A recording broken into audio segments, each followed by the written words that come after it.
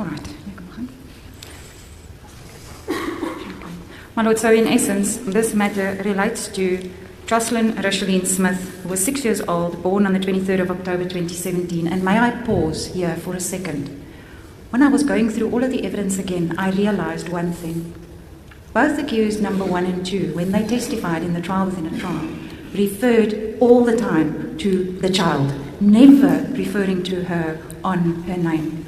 My Lord, to me, that is a way of making it impersonal, taking that person out of it.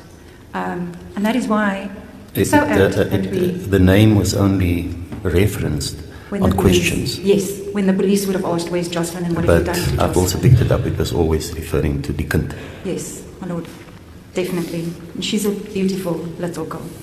Oh, let us not ignore what a catch that is. That is a brilliant catch by Swanepoel. And what is even brilliant is that my Lord had already picked up on that.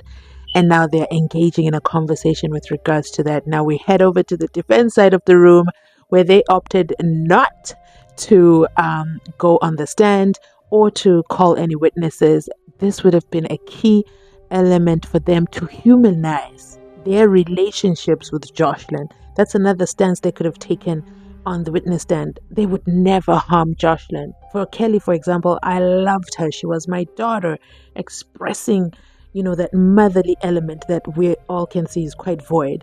For Buta to express his, maybe his, stepdad relationship with Kelly. But instead, what is on the record is that he never, not with Kelly, with JOSHLIN. Instead, what is on the record is that he never called JOSHLIN by name during a trial within a trial. Now that is absolutely heartbreaking. Think of JOSHLIN. This is her stepfather. That's her stepfather's friend. I think Stefano can get away with it, quite frankly, but JOSHLIN lived with Buta, and he never called her by name. By avoiding to use the name, they are minimizing her. They're diminishing her status as a person, as a human. They're avoiding that connection with her name. And for me,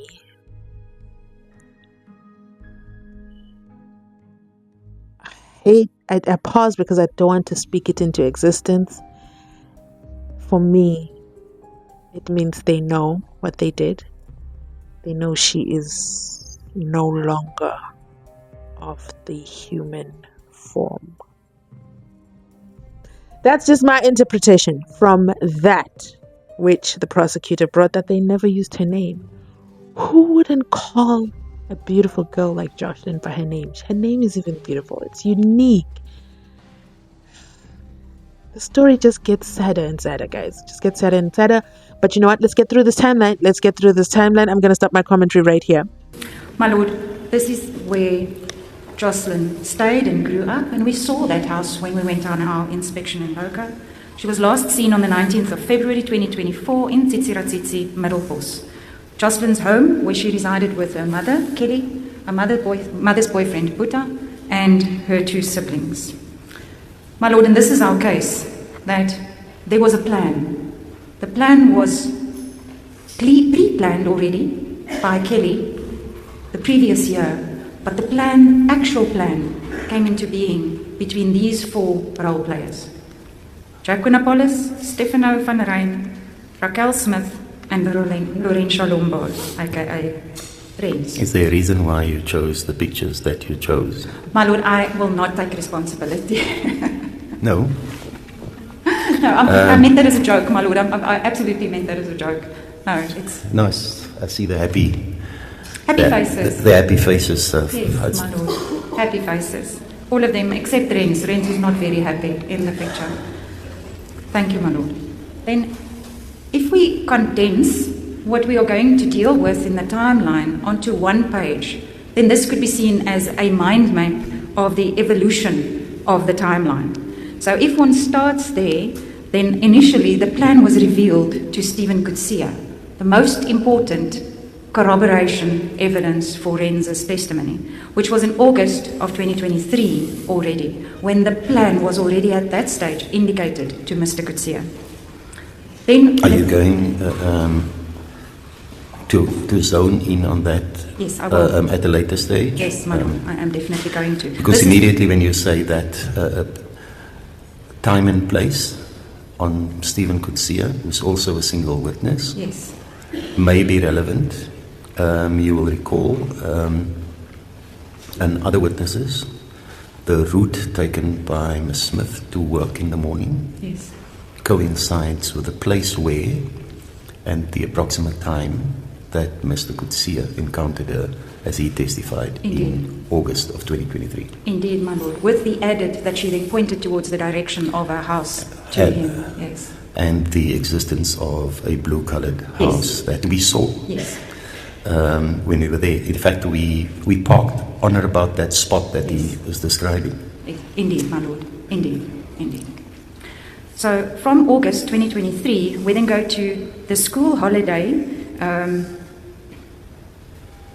where Jocelyn was staying with Natasha Andrews and her family. That was the school holiday before the school year started then. And then from then on to the 18th of February, where the police officer comes with the inquiry into the chicken theft investigation, and Rens witnesses the argument between them. That develops to Rens overhearing accused number 1 and 3 speaking, Jocelyn being taken to a white polo by accused number 3, accused number 3 informing Rens of the plan, accused 1 and 2 being present at the residence at the time, and then the Sunday evening argument that Paulina Chosa is a witness to. And she places Rens On the scene. on the scene by saying she initially thought it was a male person until she saw the bust. Indeed, my lord. And she also referred to her as the one with the short hair. And then that then comes to the execution of the plan, which happened on the 19th of February, where accused number 3 gives delivery instructions. All the accused were present at the time and confirmed the division of money. Then the handing over to the occupants of the polo, and then the late night reporting to the police. That all happened on the 19th of February. After that, my lord, we then go with the missing persons inquiry that was opened. FCS starting the investigation on the 20th of February, the commencement of the search operations. It develops up to the 29th of February, where the provincial organised crime team then takes over this investigation. And that investigation progresses to the 4th and the 5th of March, where there was the interviews of all the people, the arrests, the statements that are taken, leads to the first appearance in court, and then the arrest of Rens thereafter. My lord, this court has heard the evidence of all of the police officers who testified here about the extensive search that we had in this matter, with the community's involvement, all of the resources spent, nothing being saved, my lord, in order to follow up each and every single lead, try to find little Jocelyn, which up to this point, unfortunately, has not yielded any positive results. So if I may then deal with the timeline, my lord, which then starts on the August of 2023, early morning hour, very cold winter's morning, when Stephen Coetzee meets with Kelly close to her house, and the conversation that they then have at that stage. The next time that that's an important occurrence when Mr. Coetzee meets or sees Kelly is in the school holiday of September, October, when on a Saturday morning, he also, I think it was Orion Street, if I'm not mistaken, he sees her walking, pushing the pram, seeing the 3 little girls in between them, calling of Jocelyn. He calls Jocelyn and he sees her, and he describes her as having the most beautiful pair of eyes. That was his precise words under those circumstances. Then Sunday, the 18th of February, is the next important date. Here the police visits Buta regarding the theft of chickens, which is not in dispute, except for the day. Then the reason for the visit is also not in dispute. Can we just pause on the day? Yes. Of course, there's the statement handed in that places on the 17th, but that witness was never called. Yes. Indeed, my lord. So there is no evidence to gainsay what Ms. Ren then actually testified about, that it was on the Sunday and not the Saturday. What can be accepted in any event is that the detective was there, and it was for this purpose. Definitely. Well, it's common cause it was never disputed Yes. with her Yes. It was only the day, that Saturday. there was the chicken issue. Yes. But Ms. Lombard places the chicken issue, that argument that ensued, and the breaking of the window and so forth. If you didn't already catch my previous highlight, Advocate Swanepoel, she literally says, listen, it's a given, okay? Rands is not the most polished witness, but guess what? She might have been untruthful in one thing, but it doesn't mean she was untruthful in all. And then what else happens? The judge then says, don't forget, she was using substances for a prolonged period of time. Okay, 16 years. So she's in 2 to 3 times a day, kind of throwing a hint at Ms. Swanepoel that use that. We can use that to work with her shaky testimony. And then Ms. Swanepoel says, you know what? Her testimony, despite the criticism, despite the little inconsistencies, she minimizes the inconsistencies because she knows the defense is coming for her, maintains that she's still a reliable and trustworthy witness and can be relied on as credible evidence. And then guess what? What does Buta do? It comes to confirm the chicken story. I remember earlier on in the case when they talk about the chicken story, I was really so annoyed because it was like, what do we care about the chickens? Who really cares about the chickens? Only for it to come here and help Rands in her credibility. Let's continue this thing on. Let me know if you remember the chicken story. That was on the day that the detective was there. Yes. She's corroborated as to where the vehicle stood, Yes. the buggy. Corroborated about Mr. Apollos going to the buggy.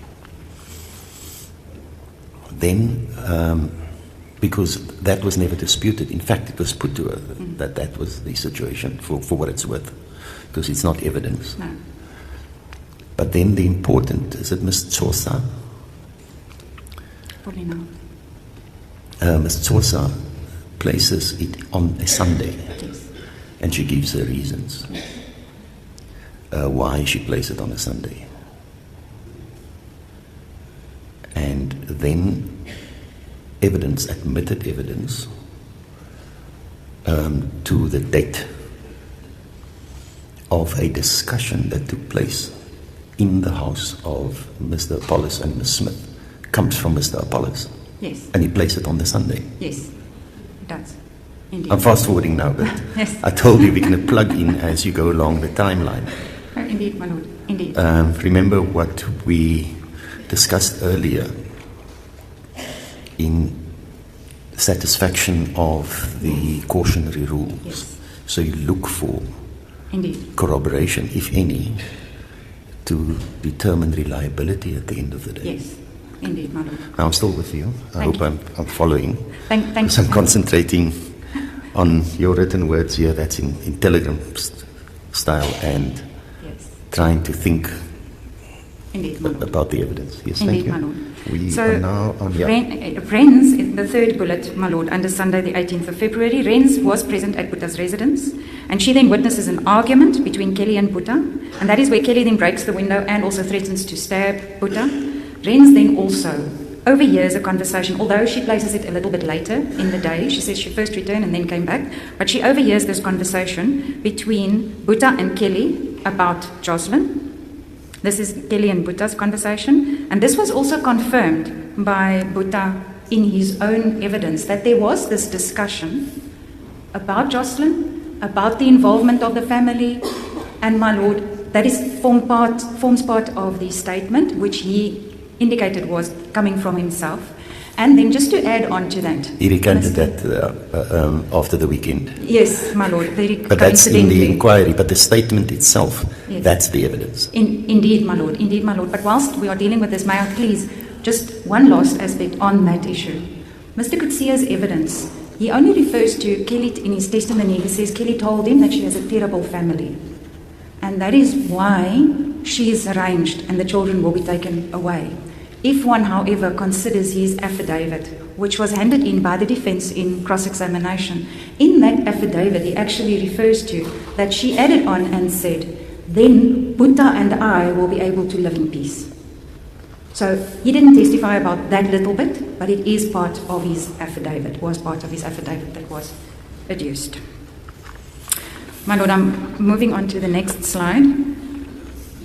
Rens is now still overhearing this conversation. Then she hears the telephone ring, and Kelly has a conversation with somebody in which she speaks in English. Can you just pause there for a moment on that point? Just want to quickly have a look at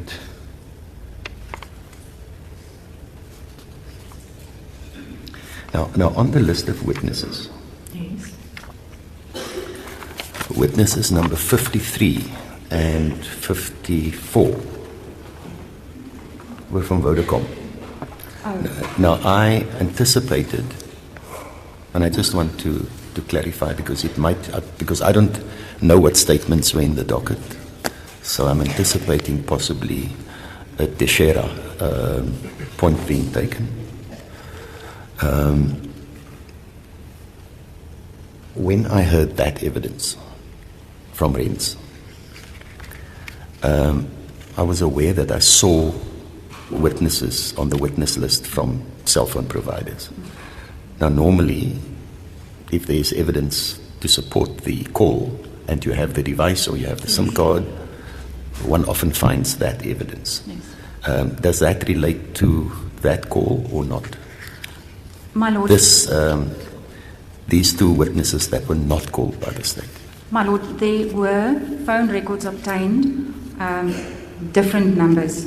My Lord will recall the evidence of Michaela Daniels, who said it was very hard to keep track and in contact with Ms. Smith because the phones changed all the time. My Lord will also recall that as far as accused number 2 is concerned, in his statement he refers to my girlfriend's number, which was included in the cell phone. Accused number 3, there's no evidence whatsoever of any cell phone. No. So there's no cell phone for 2 and 3, and 1 changed in cell phone numbers the whole time. Why I'm mentioning it to you now, because I suspect that when it comes to Phumza Sigaka, that the Teixeira argument might also be raised. Despite Sergeant Sangozi's evidence, we cut it short because witness was made available, and that might change the whole Teixeira argument, but it also opens up another possibility, and that's me exercising my discretion in terms of section 1862, I think it is.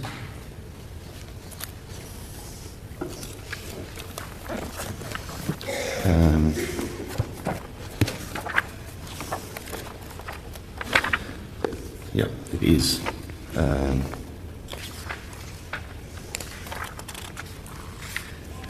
It's not 1862, it's 186, where it says the court may call a witness or call witnesses, which is a discretion, and that discretion must be exercised judicially, and only where it is essential and it would lead to a just decision. But that's coupled also with other issues, factual issues. Yes, indeed. No, I'm just, whilst we're on that point, I just wanted to... No, my Lord, so I can... to clarify that. I can... At this point, you already know the drill, right? Drop Judge Nathan some flowers in the comment section, because you already know he arrived there in the morning and the courtroom, okay, aka his desk, was set up as an office, as a library, as a research station, okay? He's not calling anyone, okay? Those who are familiar with the phrase, Rose, go and get and then over there by the... If you know, you know. But if you don't know, Judge Nathan doesn't even need to do that. Look at the professionalism. Everything is right there inside Pagati, within, on the desk with him. He's got his monitor there. He's got his laptop there. Everything is within arm's reach. If he needs to check something, he just needs to pause the prosecutor and head right into the research. So now This has come up so many times in the comment section with regards to Makalima and Ayanda Atoli. Is it Atoli? Ayanda. Why can't he be called as witnesses? How dare the defense close the case without calling Ayanda to the stand? Well, guess who can call a witness by exercising their discretion and using section 186. I'll do a separate video on what section 186 is, but he absolutely can call a witness. And in this case, he's like, why did nobody call the cell phone expert? Funny part is, yesterday I did a video and I said the JOSHLIN Smith case is coming to an end and absolutely no cell phone expert has been called to the stand. But guess what? The judge wants that cell phone expert. In the Senzo Mayweather trial, we saw where the cell phone expert reads on and on and on and on for days upon days upon days of the cell phone records. So the judge just wants to know, did Kelly Renz overhears Kelly talking on the phone with somebody about JOSHLIN? Judge wants to know, did that call actually happen? That, ladies and gentlemen, is a man after justice. Let's continue listening on. I state that the phone records were requested. All of those phone records were filed. They are in the docket. They were disclosed. The state did not lead any of that evidence.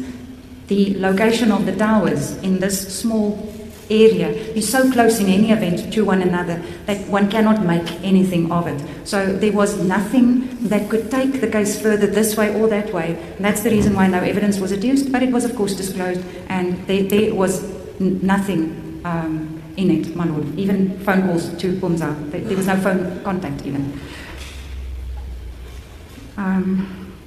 My lord,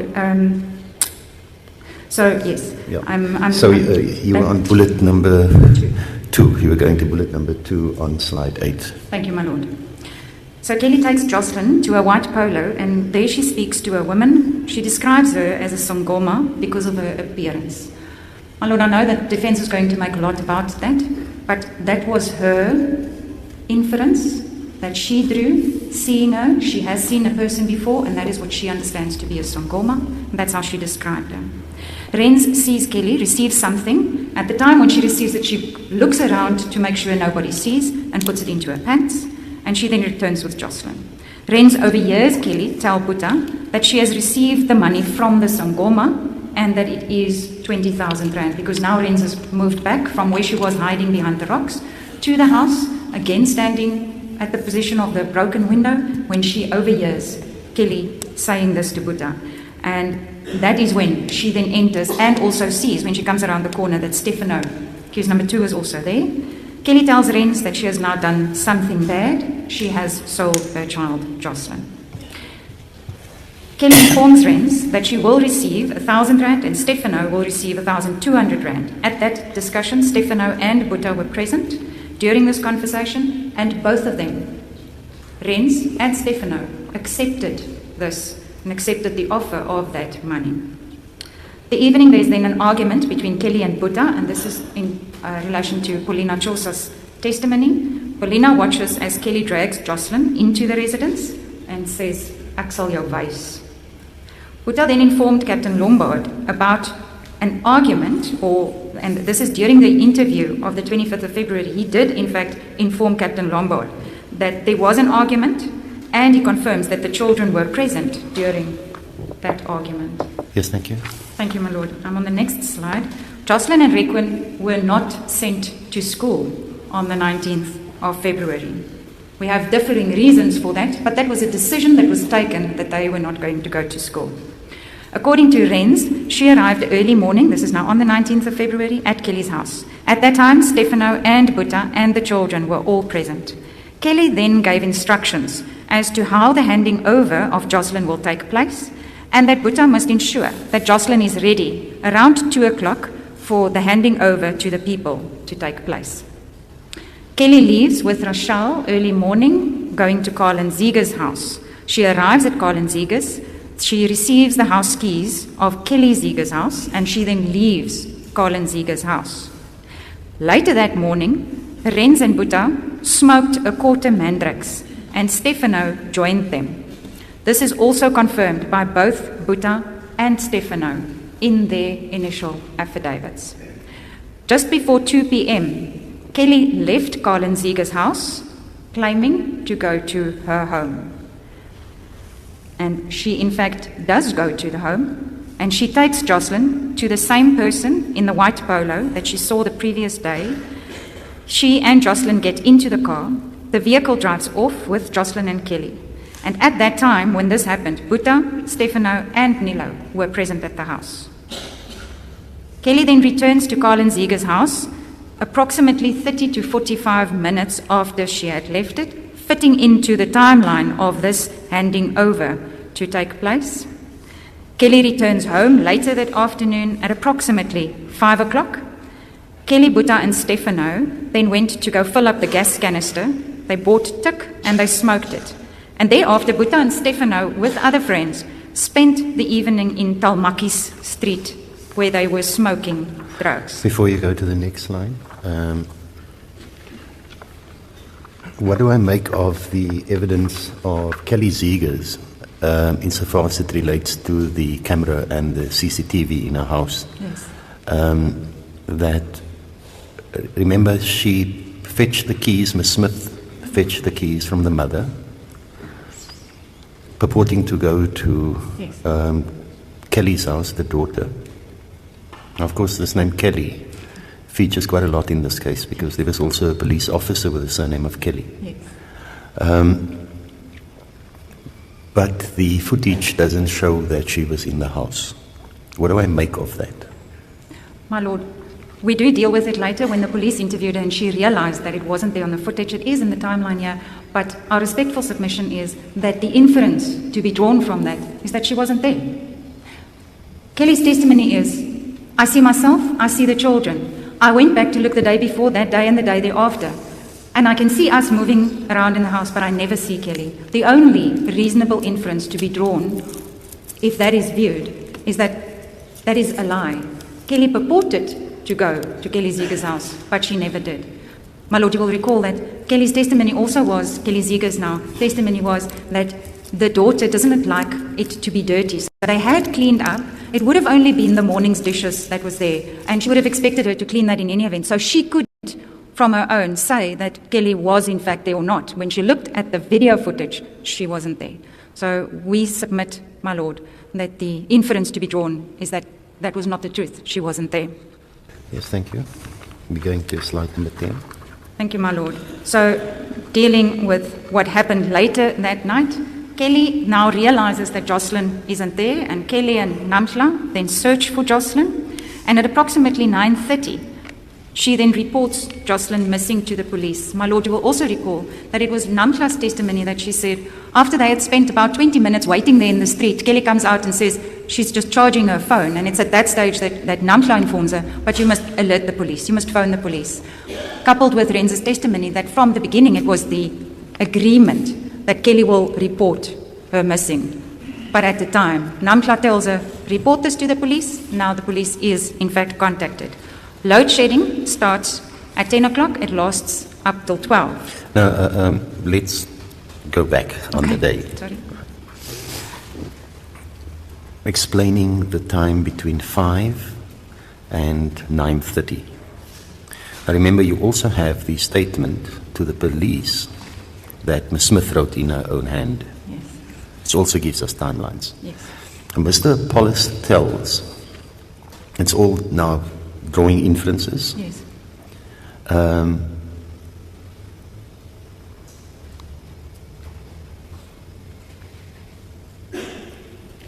And that's where Kumani will come in at a later stage and ready. And some people might still take me to Rex versus Blom. And the dual test in Rex versus Blom, I prefer to get closer in time. And there's a beautiful description of how to evaluate the circumstantial evidence in Ready, referring to a mosaic. You would have heard me mention it as we were going along in the case. So Mr. Pollis tells the next day, he tells Mr. Milstein the reason why Jocelyn did not go to school was because she was unwell. She had a cold. Now you have a mother that then leaves early in the morning with the little one, goes to work, come back at lunchtime. No mention of Jocelyn. Yes. Yes. My child's ill, she didn't go to school, because that's what Mr. Apollos said almost immediately the next day. Do you read anything into it? Does it form part of those vague tiles that when the sun shines on it, it gives a better picture? Indeed, my Lord. Then, thank you. You come home at 5 o'clock. Where's my sick child? Yes. Nothing. Nothing, my Lord. Then you decide, yes, you might need the gas because you need to cook food, that I understand. So not much is made of that. Which you never cook. Then you go and buy drugs. Then you come home. Yes. Zero concern. Yes. Then you go smoke the drugs. Zero concern. Then more hours pass. Where's my sick child? Zero. Because we know that Requin only came home after 6. Yes. As a matter of fact, that comes out in the evidence. Yes. And Requin is sent to go and see where the little one is. And Jocelyn says, no, he found her, but Jocelyn's not there. No alarm yet. I'm mentioning it now because you gave me the timeline. Yes. In your timeline, it's not highlighted. Are those not important occurrences? Indeed. Or omissions of concern Yes. to be taken into account? I'm just asking the question. Remember, we're in argument. This is not a finding. No. Because that's going to fast forward to the evidence of Colonel Sibola, Ms. Khanif, Captain Lombard. One of the videos that Ms. Khanif uploaded that was shown, one couldn't see it clearly when it was on that screen, with the jiving with the Temple Boys. Yes. So out of the conduct of a mother that on the face of it does not show the concern that one would have expected, that's one thing, but can it be corroboration for the fact that, and I'm quoting Laurentia on her own evidence, on the night of the 19th, maar Kelly, jy weet mos wat jy gedoen. Yes, vertel vir die polisie. Indeed, my Lord. May I just add one little extra bit to that? The question remains, and this is Butta's testimony in his statement, when he refers to Jocelyn not going to school because she was not well. Why would, if the one is not well, both stay at home? Because Requin also stays at home. My Lord, but then we see that changes. That version changes to the reason why the children were not sent to school was because of the school clothes, school uniform being dirty and not having money. That's also what she tells Michaela Daniels on the 26th of February. That is the explanation offered why the child did not go to school, why Jocelyn did not go to school. When Mrs. Mart asks the same question, she stops crying immediately. The question is repeated but never answered. My submission is, we see this progression because one realizes that being sick and now both children are kept at home, that one is not going to fly. Now it changes to the school clothes were dirty. All of that, I submit with respect, that the court should draw inferences from that. One, that this was the plan. The plan was from the start that they shouldn't go to school so that she could be delivered. And there was no care at all at any stage during that day. It was only much later that then a search was done, but stopped that night. Turning back to the point, your bullet point now. will recall the evidence of the reason why they went to this particular house. Remember that clip? I've played it several times. I don't want to add it here because it's going to make the video super long. Where the lady in Tsitsira Tsitsi says, "Where is the mother in you, Kelly? Where is the mother in you, Kelly?" You know, JOSHLIN is not crying out for any of us. She is crying out for you, her mother. And then we have Judge Nathan ERUSMAS painting a very sad picture of just the reality of JOSHLIN's life. She has a stepfather who doesn't refer to her by name. She's left home with the stepfather while she is sick, and the mother goes to work with the baby. Stepfather's supposed to look after a sick JOSHLIN. However, nobody actually cares about JOSHLIN. Kelly goes to work very early, comes back for lunch, doesn't check in on JOSHLIN. Zero concern, as the judge puts it. They go and buy their substances. They take their substances. Zero concern for the sick child she left in the morning that couldn't go to school. She must have been really, really sick, right, for her not to go to school. Now they've taken their substances. They go buy the gas. Go hang out with friends. This is a mother and a stepfather with a sick child. Raquin comes back, is sent to go look for his sisters because, of course, they've taken the substances. They are on cloud 55. He goes, he comes back. JOSHLIN is not there. Zero concern for sick JOSHLIN. Now let's just step aside for a moment that she nobody knows where she is right now. But think of JOSHLIN in those times when she was sick, and this was her mother. That was her stepfather. Heartbreaking account by Judge and Dean right here. Heartbreaking. You already know. Type justice for JOSHLIN Smith in the comment section down below. This is devastating. Where is JOSHLIN? Who has JOSHLIN? What really happened to sick JOSHLIN? I'll catch you on my next upload.